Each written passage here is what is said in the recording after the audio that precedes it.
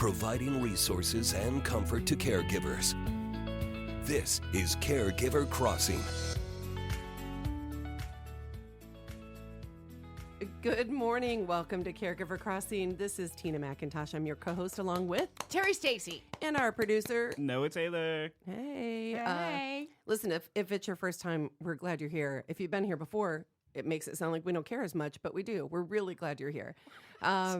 And we are a radio show that is for all things caregiving. And we're here every weekend to bring you all kinds of stuff, lots of information, and hopefully some smiles and community, because we know when you're caregiving, that's really, really important.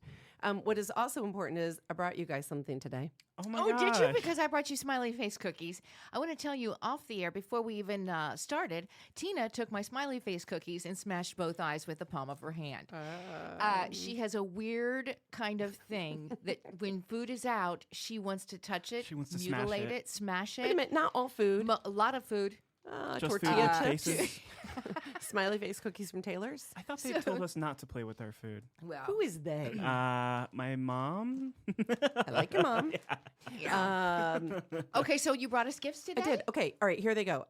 It is, here you go, aloe vera water. Ooh. Have you had it? I have had aloe water. My partner really loves aloe water, and this one has a little bit of honey in it, too. Yeah. Have you Aloe had it? vera juice drink. This would be my first time ever. It's in a green bottle. Is it clear water when it goes into my here's mouth? what you or do is need to know. It's green? got some chunks. It's clear, but it's got chunks in it. Before you take a drink, I need you to know there are chunks in it. And what are those chunks? Aloe vera. And they're- you can just swallow that? Yeah, for sure. It's actually really, really good. No, I'd actually like you to sift it out and just pick out Just the get the chunks. chunks of Yeah, aloe. is that cool? Yeah. No, don't do that. So You'll here's, just smash it with the palm of your hand. I've gotten some responses from us. I don't know if it was last week or the week before. I can't remember. Talking about herbs and oils. Oh, Terry just took a drink. No, I just smelled it. It smells fruity. Well, Let's try it. in my house, we would respond by saying, "You smell fruity." I paused because I didn't know if it was appropriate. What do you think, Terry? It tastes like you would think aloe vera would taste. Uh-oh. It's not bad. I And if love it's good it. for you, then I drink anything. It is good for you. And so not here's the deal. awful. It can improve your digestion. It can help with hydration. And Okay. it enhances immune function, which right now with everything going around I'll in drink the it. spring, The perfect drink. I think it's a Thank good you. idea. You're Thank you. welcome. Thank you so much, Aloe Tina. vera is so good for you anyway. I mean, on your skin, everywhere, Oh. on burns.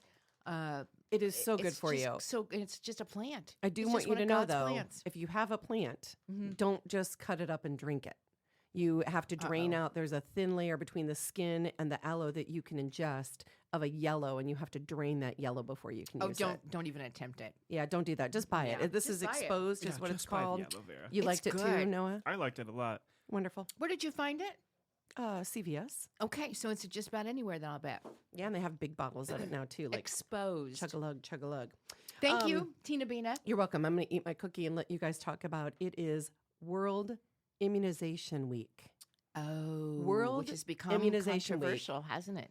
Yes. Well, I would imagine that is true. I mean, here's the deal. It's a time that we spotlight the power of vaccines that help prevent disease and protecting global health. And for caregivers, it's a reminder that prevention is part of the care that we provide. But it is a world divided when it comes to vaccinations. Of recent years, it really has become something that you either are okay or good with. I didn't realize there would be such a controversy over vaccines, even measles vaccines, because measles is in our country now. Recent outbreak of measles. Recent outbreak, and so it never occurred to me that people had stopped giving their kids measles vaccines. What do the measles do to you? Well, they can be serious especially if you're an adult. But, if you're in that, I thought about Easter this weekend, and the kids just coming back from spring break, and they've been places perhaps where they could have been exposed. And then Easter, you get everybody together, grandma, grandpa, aunts, uncles, everybody comes in, and it just takes that one little bit of exposure. So, But then if you've had the vaccine, there's an actual date, right, that you can go back to, like 1965. Those first vaccines that those in 1962 and younger, I think, they declared that perhaps you needed 2 of those vaccines. And perhaps if you got them during that time, the vaccine is stronger now or better. And so maybe you should have a redo. Yeah, And I'm not a doctor, and I'm only doing this from my memory. And you know what that's like. I'm going to have some aloe vera water. I think trust no one, including Terry. No, I mean, here's the reality. It's interesting to me, and I know that, Noah, we only have a couple minutes and we have things to talk about here. Oh. I will say this. It's interesting for me. I'm a weirdo, and I believe in all kinds of weird conspiracy theories, and I get it, and, whatever. It's weird. I get it. And at the same time, I vaccinate my kids. I get the vaccinations. Well, first and foremost, I think we should trust our doctors, and I think we should trust the professionals who have degrees in this. I will say that I am deathly afraid of needles, so that hurts. That hurts when I have to get a shot. But I think why this really matters for us and why this matters for caregivers is vaccines ultimately help reduce hospitalizations and complications, especially for our loved ones who do maybe have a chronic illness or a weakened immune system. All right, I think you make an excellent point there. Keep going. You are the voice of reason in this room right now. I'm eating a smiley face cookie, and Terry's playing with kinetic sand. And I'll be the one here taking charge. Well, it's also really important for caregivers, too, because we're so focused on our loved ones who maybe have a life-altering diagnosis that at some point caregivers maybe forget to get their own vaccinations. So does that mean I have to get a shingles vaccination? Probably. I keep wondering about that, too. Do I need to get a shingles vaccination? I mean, are you over the age of 50? Yeah. You need to get one. And I had chicken pox. You need to go first, and then I'll do it. Again, I need to do it. Maybe I'm we going to should do it. do it I'm going to do it. Good. I'm just going to do it. Good. Some of the more common vaccines that support our loved ones' health, we got the flu and COVID-19 vaccines, shingles and pneumonia, which is especially important for older adults. And then yelling at me. She really is yelling. Pick up the play with the sand. And then You'll feel tetanus, better. whooping cough, RSV, which is relevant for infants and older adults.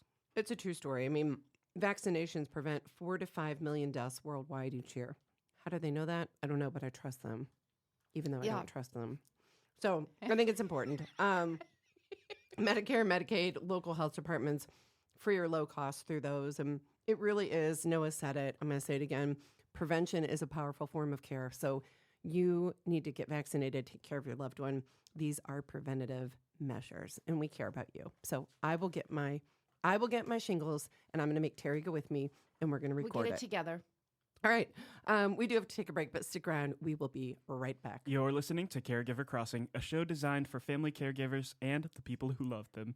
Caregiver Crossing is brought to you as a service of Joyce House in partnership with Cardon & Associates. With locations in Broad Ripple and near the University of Indianapolis campus, Joyce House provides exceptional day services for individuals living with a life-altering diagnosis and compassionate support for family caregivers throughout the community. At Joyce House, we believe that everyone deserves to live their best life, regardless of their abilities. Learn more about our adult day and caregiver support services by calling us at 317-254-0828 or by visiting joycehouse.org today. All right, stick around, everybody. We'll be right back with more Caregiver Crossing right after the break.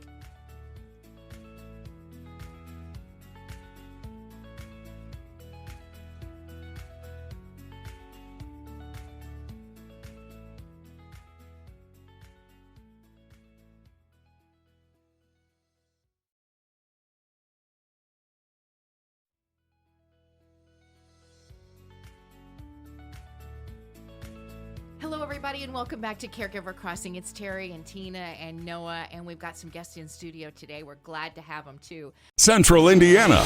Wish TV is now live on YouTube TV and Hulu Live, offering more hours of local programming than any other station. Search for Wish TV or look for CW8 on both YouTube TV and Hulu Live to find us. Watch local news, sports, and lifestyle shows live from Wish TV. You can still catch Wish TV free over the air or stream it live on wishtv.com and on the free Wish TV mobile apps. Wish TV, available in more places for the latest news, weather, and sports.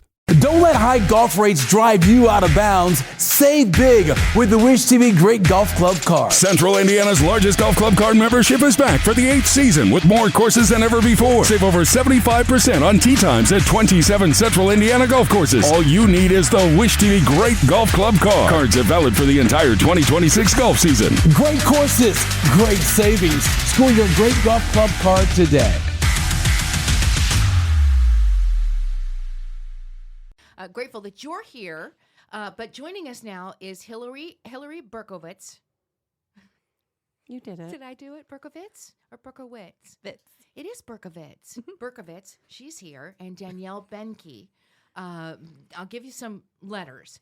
So Hilary, behind her name is MSW LCASW, meaning? Licensed clinical social worker. Thank you for being here. Now, Danielle has MHACCLS.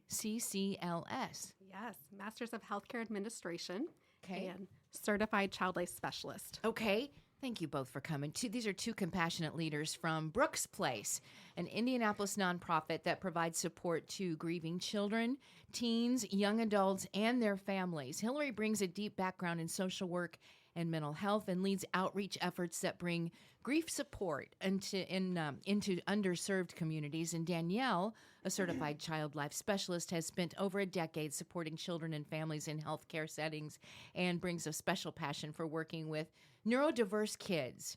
And together they have created a safe healing space where grief is met with understanding and no one has to walk through it alone. What a beautiful place this is. Brooke's Place. Has it been around a while? Yes, it's been around we just celebrated our 25th anniversary.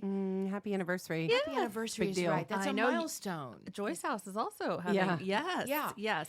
And it's wild to me. I didn't realize we came in at the same time. I knew we grew up at the same time. Yes. You know, Yeah. You Yeah. grew up at the same time. I like those words. Yeah. You grew Well, up I at the feel like same we time. have. Really, I mean, Brooke's Place is really the name you have for yourself in the community is incredible. And that's you. because you're helping people every single day. So can you explain in simple terms what Brooke's Place does? And who is it named after someone? Yes, so it's named after Brooke Wright, whose father, Tom Wright, was actually killed in a plane crash back in 1994. And so Pam Wright, who was our creator, everything for Brooke's Place, wanted to name it after Brooke at that point. So when she started the organization back in 1999, she had asked Brooke if that was okay to do that. So Love that. And so if we were sitting in front of a kindergarten class right now, how would you explain what you do? Well, since 1999, we have provided support groups. So we provide grief peer support groups for those ages 3 all the way up to 29, plus their caregivers, adults, whoever is with them, family members. And we provide that support. We do have therapy services as well, but we were primarily founded off of our support groups. So 3 years old and up, Yes. right? You said 3 years. Now, how do you know at 3 years old that that 3-year-old is in some sort of a grief? Either of you, is there a definite signs of Yes. that a 3-year-old? we know that an infant, a child, a young adult, a teenager, anybody can grieve. If they're 1 year old, they can grieve. If you're old enough to love, you're old enough to grieve.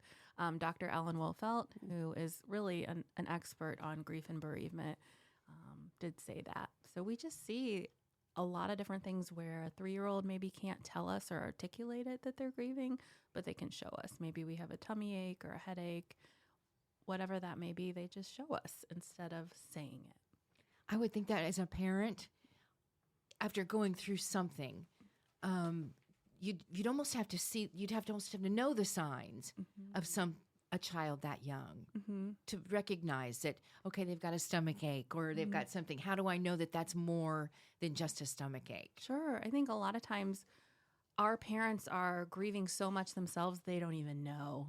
They don't even have the time to really kind of just focus on that child. So our resources are very helpful in just kind of getting the word out, whether that's to a mortuary, whether that's to hospice organizations, and just saying that this does exist when you're ready, when that time is right, even if we're not showing it maybe a year from now, and that may be the right time. I think it proves the point.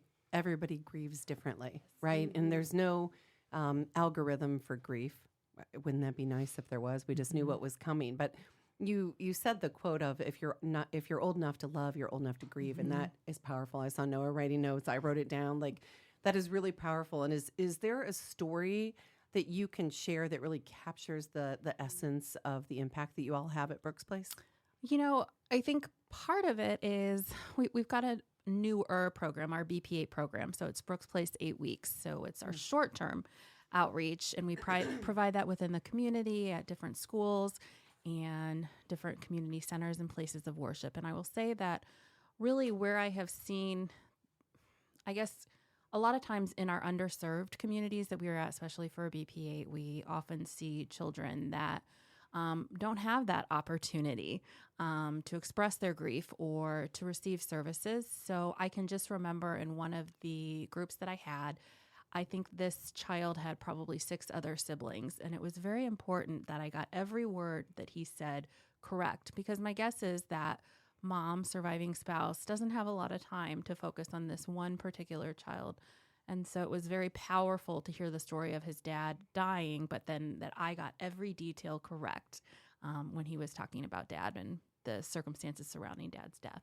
So Wow. I imagine you helped that child. His life was changed, Yeah. yeah, as a result of being heard. we want him, her, everyone to feel heard. We sometimes we don't know, but we're just hopeful that we do make an impact on them in the future. Okay, so here's a question that kind of stems from that. I would imagine in that circumstance, mom is trying to be the strong one for everybody else while she's, cracked and heartbroken inside during all this. What would you say to the person who's trying to be the quote unquote strong one in the family? Oh, that's a good question. So what would I say to someone who's trying to be the strong one? That it's okay for now to be the strong one, but in the future, there are resources that can help you not have to feel like that. However, we're not here to change anyone's grief, anyone's story, anyone's characteristics of how they're feeling or coping. It's just our hope that eventually with support, they don't feel like they have to be. I love hearing that. It's okay for now to be the strong one. I mean, I'm looking at egocentrically, I just started therapy back up. I haven't been in therapy by myself for 2 decades because I've been raising kids and I've been going with them, right? So I'm being therapized. I knew you were going to say Is that a word? I'm in therapy with them, right? And I'm very self-aware and self-reflective.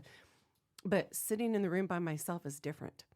And it doesn't make me any less strong. It gives me an opportunity to just be there for whatever's happening in that hour every couple of weeks. I just hope people recognize that they can get that help too. Okay, are you telling me we have about to 1 take minute a break? left before we need to take a break. I didn't know if Noah was angry with me or telling me we had 1 minute left, but that telling finger you was up in 1 the air. All right, Terry, I know you had a question. Well, just before we do take the break, Danielle, your role, what is your day like? If we can get that down into about a minute of what a day Sure. like is for you At Brooke's Place? at Brooke's Place. Yeah, so I am the outreach coordinator. So I work alongside of our outreach team with Hilary and Montana, our director. And primarily my role at Brooke's Place is to help onboard and train our volunteers that are serving our children. So that means giving them the background that they need to feel that they have that information about childhood grief. What are the tools that we can use to really companion our children that are grieving and help them get set up so that we can really serve more kids in our community? So that entails for our volunteers that we serve is our BP8 programming. So getting them our school professionals that are going through training, as well as our camp programming as well. It sounds like that there are opportunities for volunteers, and maybe we'll talk a little bit about that too after we take a break. All right, we will be back here in just a moment on Caregiver Crossing. We are a show designed for family caregivers and people who love them. Caregiver Crossing is brought to you as a service of Joy's House, here from the Joy's House studio, in partnership with our friends at Cardon and Associates. And we have locations in Broad Ripple, also near the University of Indianapolis campus, and we provide exceptional, I feel like if I do say so myself, we provide exceptional adult day services for individuals living with life-altering diagnoses and compassionate support for family caregivers throughout the community. At Joy's House, we believe that everyone deserves to live their best life, regardless of their abilities. And we want you to learn more about our adult day and caregiver support services by calling us at 317-254-0828 or by visiting joyshouse.org today. Again, 317-254-0828, and the web address is joyshouse.org. Now stick around because we'll be back with more Caregiver Crossing right after this.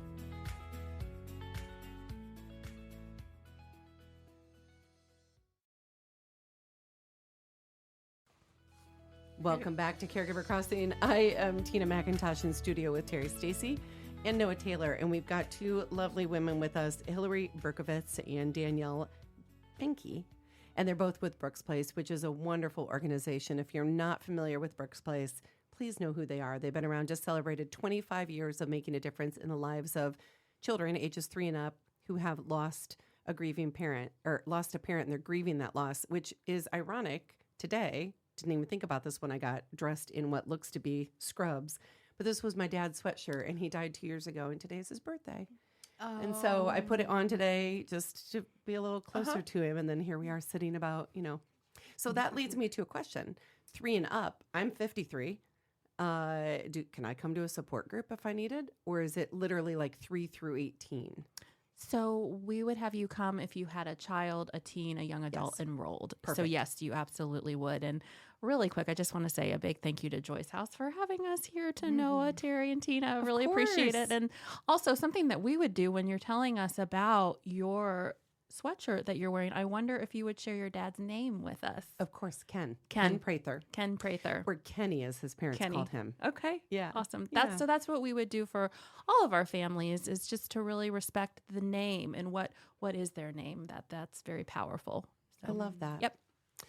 So, Brooks Place, let's go ahead and give the website before we get lost and we forget that at the end. What is the website? It is brooksplace.org. So BROOKES.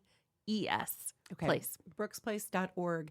And if you want to, Brooks Place is a not-for-profit organization, so they're always looking for monetary donations and support. You can do that at brooksplace.org. If you're interested in volunteering, you can go there as well. If you're looking for a job, check it out and see if they've got any openings, because these are great people making a real difference in the lives of grieving children. And so I do want to ask you, and this is a hard question, but what are the risks that we see with a child who's grieving and that doesn't get acknowledged, and it doesn't have the support of family, friends, therapy, Brooks Place?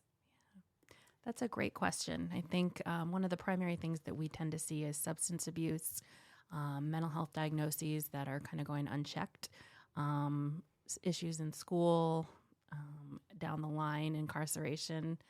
If you were to look, I wish I had that statistic with me, at the number of individuals that are on death row right now, and look at how many of them experience the death of a parent, guardian, or someone significant to them. It would be well over 75%. I just don't know the exact statistic to quote it, but it's pretty. Yeah. I certainly never would have guessed that number.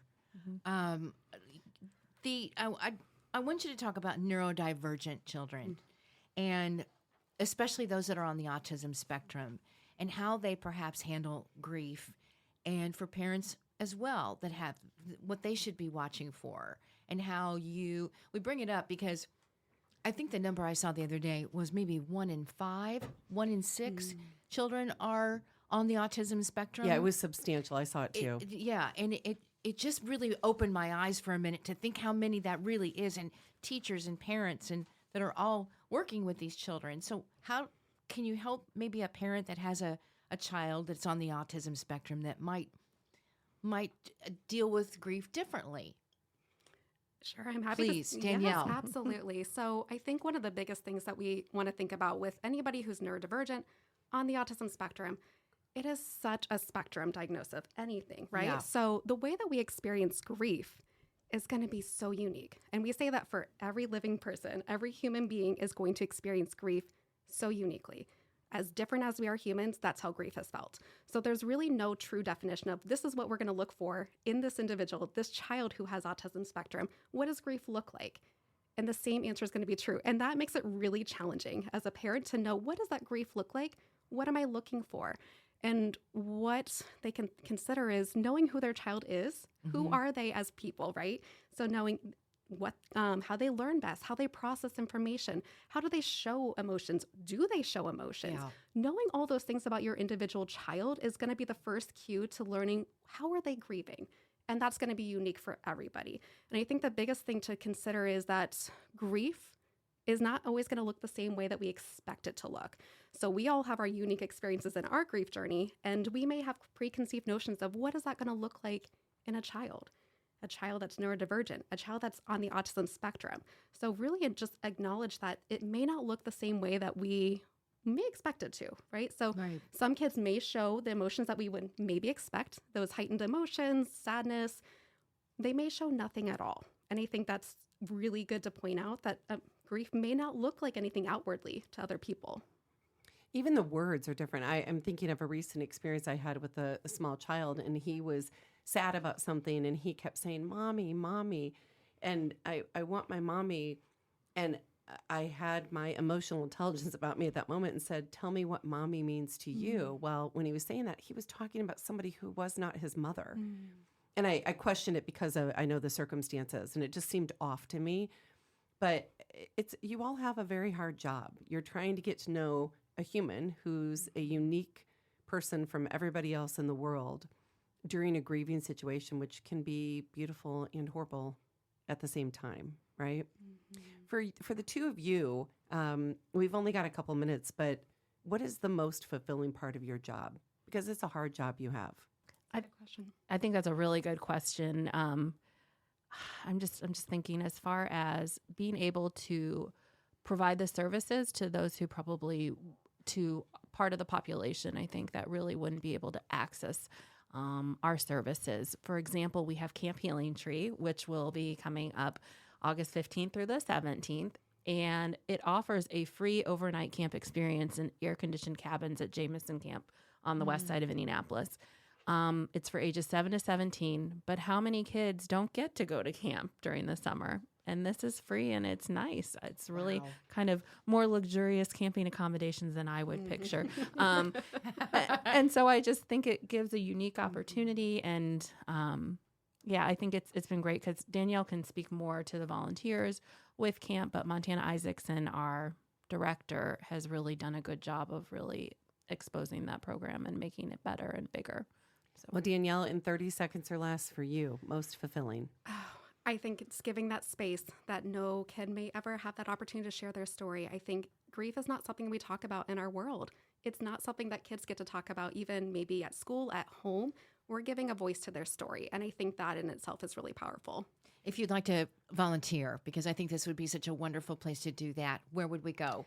Please visit Brooke's Place. We have a Get Involved page where you can learn about we are looking for camp volunteers. We are also looking for ongoing support group volunteers across the year. So would welcome anybody to learn more. And to donate so more kids can go to camp and other things, other programs that you offer for sure. Brooksplace.org. And no matter what your faith is or isn't, I would just ask you to keep these two women and their team and their volunteers and the organization at whole, just keep them in your prayers, your thoughts, your smudge sticks, your rain dances. Whatever it is you do it for them because they're really doing such important work. And you are changing not only the individual lives in the family unit, but you're changing future generations by being present and hearing people say the names of their loved ones and have a safe place to talk. So thank you so much for everything that you do. We're really grateful for Brooke's Place. All right, brooksplace.org. If you're listening to Caregiver Crossing, it's a show designed for family caregivers and the people who love them.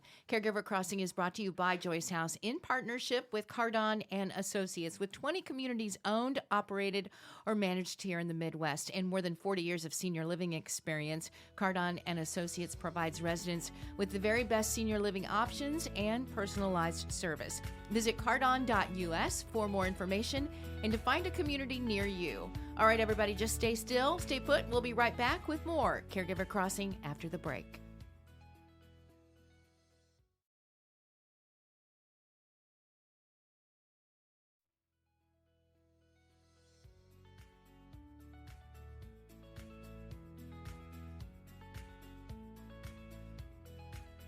Hello, everyone. Welcome back. It is At Arizona State University, we're bringing world-class education from our globally acclaimed faculty to you. Earn your degree from the nation's most innovative university. Online. That's a degree better. Learn more at asuonline.asu.edu. Caregiver Crossing. Glad you're here. Thank you for joining us today. Terry Stacy along with Tina McIntosh and our friend Noah, who produces the show. We're just kind of winding up a minute. And before we get out of here, I do want to talk about Caregiver Way. Yes. Which is your creation. Well, yeah, I'm mean, a you know, co-founder for it. It's yeah, a part I mean, of Joy's House, but Right. yes. And just explain what that is for somebody that might be tuning in for the first time, what that is. So it is a service, a program of Joy's House, just to make sure that that is clear. Joy's House, who does all things Caregiver Crossing and all things caregivers, and our adult day service, of course. And I'm sorry, I'm distracted by the fact that I gave Noah the kinetic sand and it's stuck to his hand, and I don't know why. He can't do anything on the board because his fingers are sticky. And they're all pink now. Give me that back. Take it away from him. Okay, There you're we grounded. go. Caregiver Way is our online community, and it was created for caregivers, so unpaid, typically family caregivers. So probably most of you who are listening right now, and so whether that's that you're in the thick of the caregiving or you're transitioning out of that role, we want you to have a community, a space that gets it, that gets you. I think here is a problem, and then I'll tell you more about what it actually is. People always tell caregivers, make sure to take care of yourself.